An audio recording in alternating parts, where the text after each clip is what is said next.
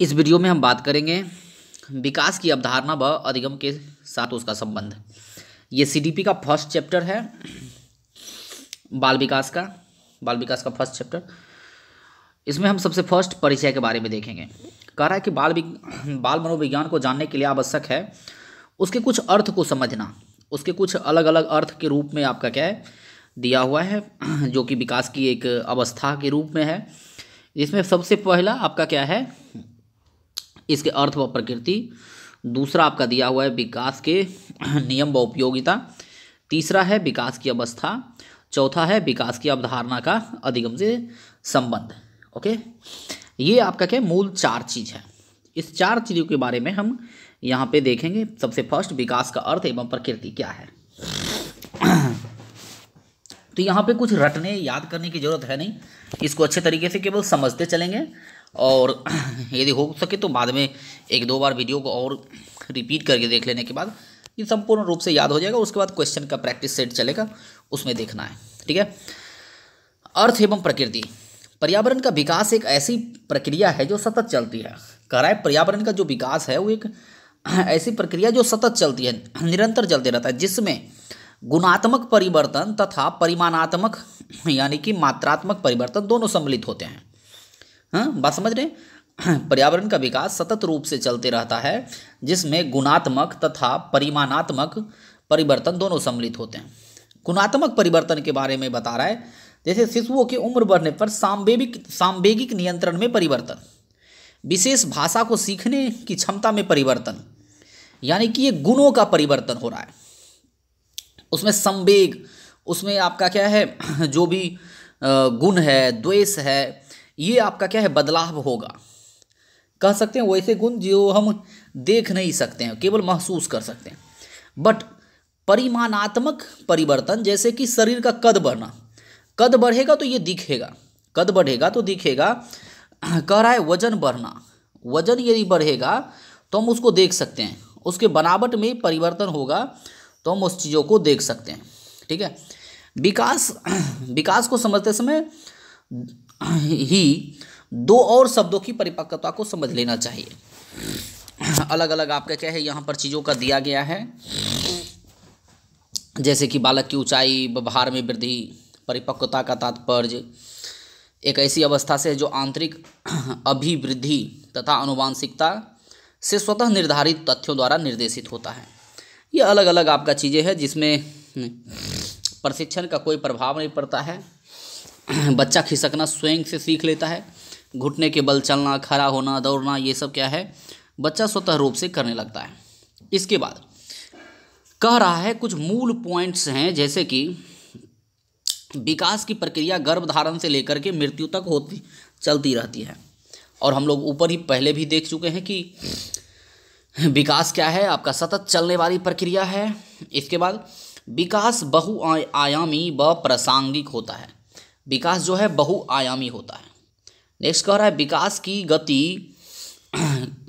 गति व्यक्तिगत अंदर से प्रभावित होती है। विकास की गति जो है वह व्यक्तिगत अंदर से प्रभावित होती है। विकास की प्रक्रिया सिर से पैर की ओर होती है।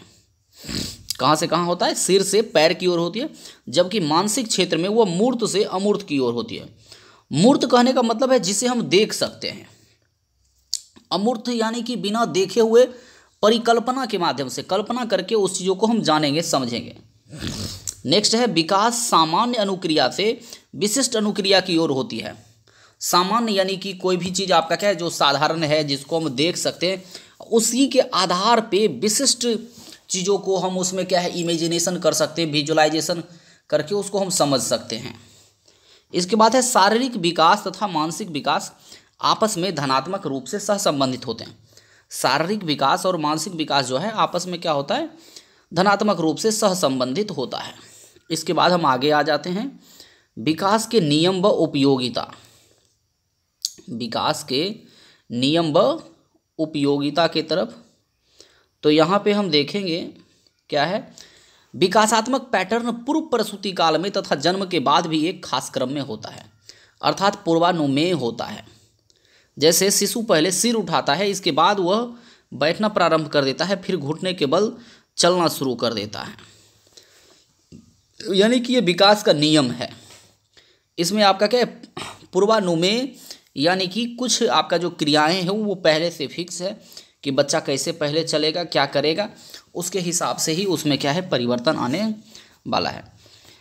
नेक्स्ट कह रहा है विकास में परिपक्वता तथा प्रशिक्षण दोनों महत्वपूर्ण भूमिका निभाते हैं। परिपक्वता तथा प्रशिक्षण दोनों आपका क्या है इम्पोर्टेंट होता है। इसके बाद कह रहा है विकासात्मक पैटर्न हालांकि एक समान होता है, फिर भी प्रत्येक बालक में विकास अपने ढंग से तथा भिन्न भिन्न रफ्तार से होता है। थर्ड पॉइंट ये है। इसके बाद कह रहा है विकास में पर्यावरणीय कारक भी महत्वपूर्ण भूमिका निभाते हैं। विकास में आपका क्या है पर्यावरणीय कारक भी महत्वपूर्ण भूमिका निभाते हैं। उसके बाद है समाज में बच्चों से भी उसके उम्र के अनुसार कुछ उम्मीदें करता है, जिसे सामाजिक प्रत्याशा कहा जाता है, जिसे बालक समाज व संस्कृति से ही सीखता है। कह रहा है कि समाज बच्चे से भी उम्र के अनुसार कुछ उम्मीद करता है। जैसे कि आप यदि बालक हैं तो बालक के अनुसार से आपका शरारत, आपकी बातें, आपकी थुथलाहट क्या है लोग सुनना चाहते हैं। लेकिन जैसे ही आप बड़े होते हैं तो लोग ये भी चाहते हैं कि आप बढ़िया से पढ़ाई करें, आप तौर तरीके के साथ आप समाज में रहे, बोले। ये सारी चीज़ें क्या है समाज की रिक्वायरमेंट है आपसे। इसके बाद क्या कह रहा है विकास के नियम अर्थात विकास के पैटर्न की जानकारी यदि माता पिता व शिक्षक को हो तो दोनों के लिए फायदेमंद होती है। यानी कि बालकों के व्यावसायिक निर्देशन में वातावरण के साथ समायोजित करने के लिए प्रेरणा देने में विकास का जो नियम है यदि क्या है माता पिता व शिक्षक दोनों को यदि क्या है इस चीज़ों का मालूम हो तो वो बच्चों के लिए, उसके गार्जियन के लिए, दोनों के लिए क्या होता है फायदेमंद होता है। वो एक प्रॉपर वे में चलता है। विकास के नियम के आधार पर शिक्षकों को यह पता चलता है कि संतुलन की अवस्था में बालक खुश रहते हैं जबकि असंतुलन की अवस्था में बालक अशांत रहते हैं। ऐसे में बालकों में संतुलन की अवस्था में मार्गदर्शन करने से ज़्यादा लाभ होगा। कहने का मतलब है बच्चा यदि संतुलन में, संतुलन यानी कि उसके चारों तरफ का जो वातावरण है वो उसके आधार पे यदि है, उसको संतुष्ट कर रहा है तो वो क्या है संतुलित है और खुश होगा। उस अवस्था में वो जल्दी किसी भी चीज़ों को सीख सकता है। लेकिन यदि उसके वातावरण में उसके चारों तरफ उसके मन पसंद लायक क्या है यदि कुछ भी चीज़ें नहीं मिल रही है तो वो अनसंतुलित है और वो प्रॉपर बढ़िया तरीके से कुछ भी सीख नहीं सकता है। नेक्स्ट कह रहा है वृद्धि व विकास में अंतर। वृद्धि और विकास में क्या अंतर है हम इस चीज़ों को यहाँ पे देखेंगे। कह रहा है वृद्धि से आशय मात्रात्मक या परिमाणात्मक परिवर्तन से है। वृद्धि से आशय मात्रात्मक या परिमाणात्मक परिवर्तन से, जबकि विकास से आशय परिमाणात्मक के साथ साथ गुणात्मक परिवर्तन से है। ठीक है, वृद्धि से आशय सामान्यतः शारीरिक परिवर्तन से है जबकि विकास से आशय शरीर के विभिन्न शारीरिक, मानसिक तथा व्यावहारिक संगठन से है। ठीक है, इसके बाद है वृद्धि का मापन सही से किया जा सकता है। वृद्धि का मापन सही से किया जा सकता है लेकिन विकास को मापना कठिन है, बल्कि उसको अवलोकन कर सकते हैं। वृद्धि तो लंबाई बढ़ेगा, वजन बढ़ेगा, हम आसानी से समझ सकते हैं, लेकिन विकास जो होगा उसका अवलोकन किया जा सकता है। उसके कार्य प्रणाली के आधार पे, उसके गुणों के आधार पे हम उसको जान सकते हैं, समझ सकते हैं। वृद्धि का अर्थ संकुचित है जबकि विकास का अर्थ बहुत व्यापक है। यहाँ पे हम देख सकते हैं जो वृद्धि का अर्थ है वह संकुचित है जबकि विकास का अर्थ बहुत ही ज़्यादा व्यापक होता है। इसके बाद देखेंगे वृद्धि एक समय के बाद रुक जाती है जबकि विकास निरंतर चलता रहता है। वृद्धि एक समय के बाद रुक जाती है जबकि विकास जो है वह निरंतर चलता रहता है। अब विकास की कुछ अवस्थाएं दिया है, विकास की कुछ अवस्थाएं दिया है, उसके बारे में हम यहाँ पे बातें करेंगे, देखेंगे। विकास के कुछ आपको क्या है प्रमुख चरण हैं, कुछ अलग अलग मनोवैज्ञानिक हैं जिन्होंने अपने अपने आधार पे बताया। यहाँ पे सबसे फर्स्ट यदि हम बात करें तो रॉस और फ्रायड ने 5 अवस्था बताए विकास की, जबकि कॉलसेनिक ने 10 अवस्था बताया। पियाजे ने 4 बताया और ब्रूनर ने 3 अवस्था बताया। ब्रूनर ने कितना बताया? ब्रूनर ने 3 अवस्था बताया। ठीक है, अब देखेंगे भारत में सामान्य रूप से कितने आपका क्या है अवस्थाएं चल रहा है।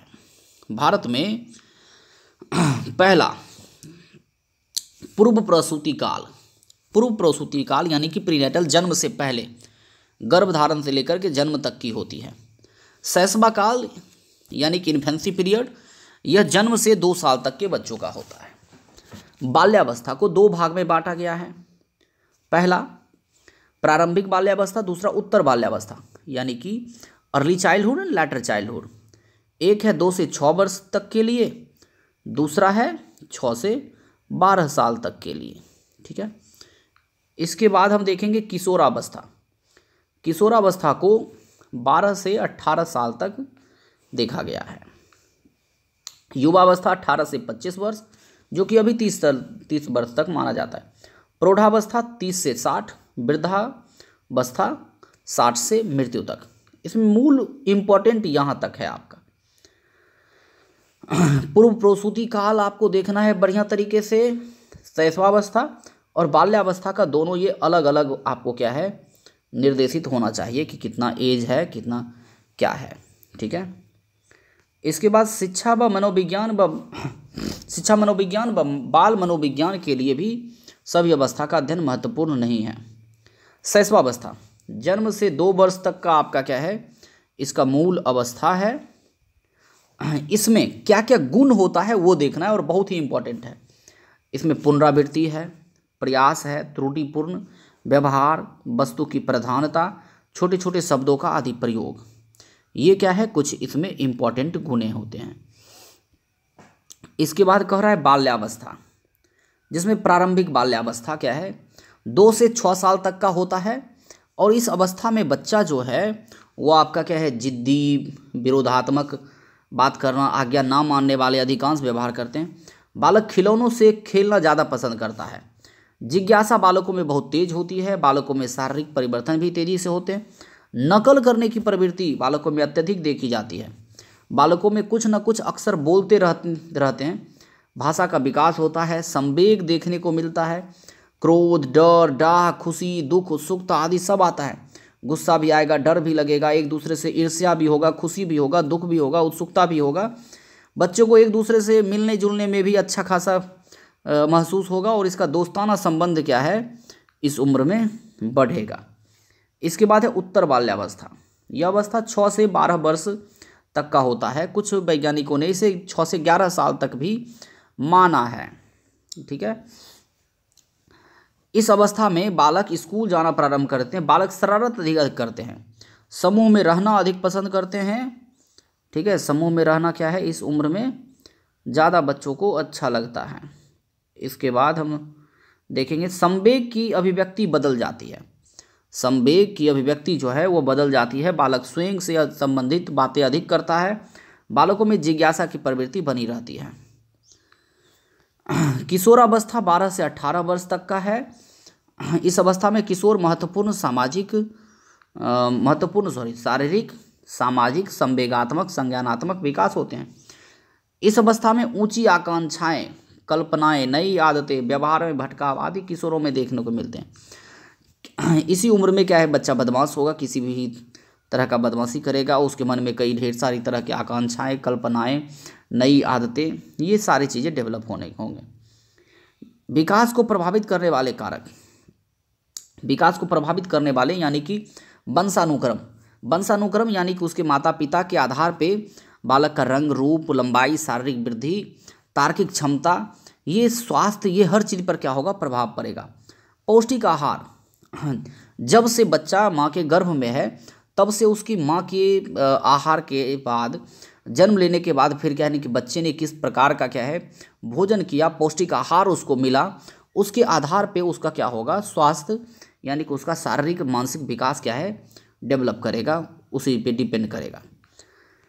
बुद्धि कह रहा है, बुद्धि उसके क्या है सामाजिक, बुद्धि कई चीज़ों पे उसके सामाजिक, संवेगानात्मक, संज्ञानात्मक विकास अधिक देखा जाता है। मंद बुद्धि या औसत से कम बुद्धि वाले बालकों में उपरोक्त विकास अपेक्षाकृत कम होते हैं। ठीक है, अंतःस्रावी ग्रंथियों का प्रभाव, अंतःस्रावी ग्रंथियों से निकलने वाले स्राव बालक के शारीरिक व मानसिक विकास को प्रभावित करते हैं। ठीक है, ये है अंतःस्रावी ग्रंथियों का, आप लोग 9th 10th में भी पढ़े होंगे इसके बारे में। लैंगिक विभिन्नता, बालकों की अपेक्षा बालिकाओं का मानसिक विकास पहले पूर्ण होता है। बालिकाओं में विकास जो है, शारीरिक विकास, वो तीव्र गति से होता है कंपेयर टू बालक। इसमें क्या है, परिपक्वता के लक्षण बालिकाओं में बालक की अपेक्षा जल्दी विकसित होने लगते हैं।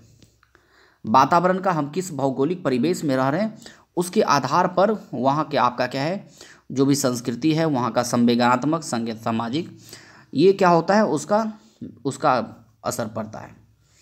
फिर देखेंगे अब क्या है, शैशवावस्था और शारीरिक विकास। शारीरिक विकास में आपका क्या है, शैशवावस्था के बारे में हम यदि बात करें तो देखेंगे आकार व भार में किस अनुसार से यहाँ पे असर पड़ता है। यदि हम इसके बारे में बात करें तो देखेंगे शैशवावस्था में संपूर्ण अवधि में बालक की लंबाई बालिका की लंबाई से अधिक रहती है। जन्म के समय शिशु की लंबाई प्रायः 51 सेंटीमीटर होती है, जो 6 वर्ष की उम्र में, 6 वर्ष के अंत तक 108 सेंटीमीटर हो जाती है। 6 वर्ष के एज में